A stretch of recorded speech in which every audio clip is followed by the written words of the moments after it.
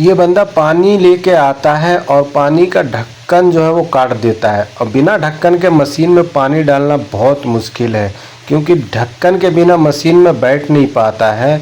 इसके वजह से वो ढक्कन नहीं काटना चाहिए। मगर नेकी का दरिया में डाल, ढक्कन डाल के काट के उसके बाद से इतनी तकलीफ़ होती है इसको पानी डालने में। आप वीडियो देखो फिर पता चलेगा।